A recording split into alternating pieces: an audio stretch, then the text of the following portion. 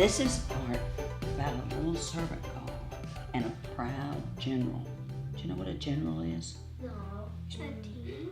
Pretty high up in the military, about as high as you can go. He's the boss.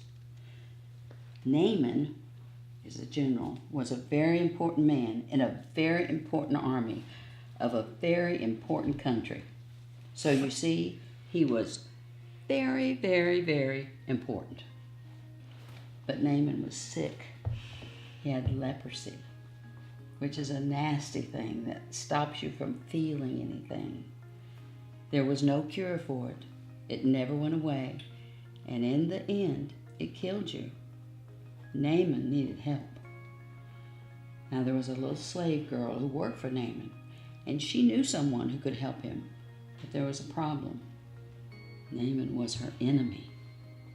Not long before, Naaman had led an army raid on her home in Israel. He had killed her whole family, carried her off to Syria, and made her into his slave.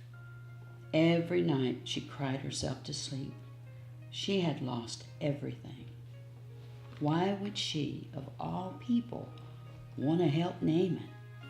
Didn't she hate him and want to hurt him back? Didn't she want to make him pay for the wrong he'd done? That's what you'd expect. But instead of hating him, she loved him.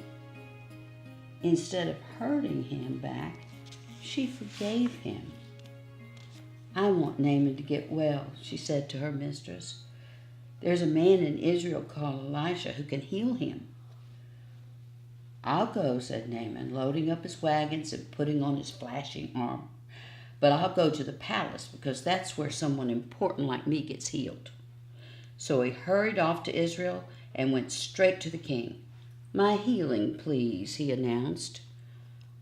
I can do lots of things, the king replied, but only God can heal.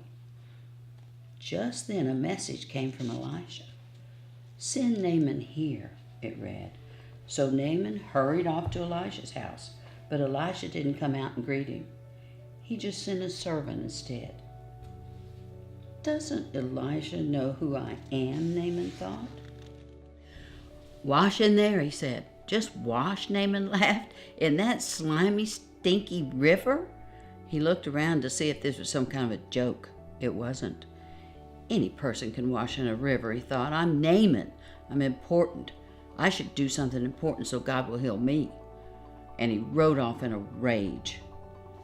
God knew that Naaman was even sicker on the inside than he was on the outside. Naaman was proud. He thought he didn't need God. His heart didn't work properly. It couldn't feel anything. You see, Naaman had leprosy of his heart.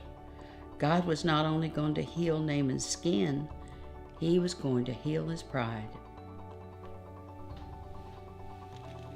Naaman finally agreed to wash in the river, and instantly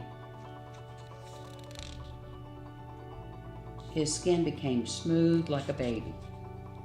Naaman wanted to pay Elisha. God healed you. You can't pay.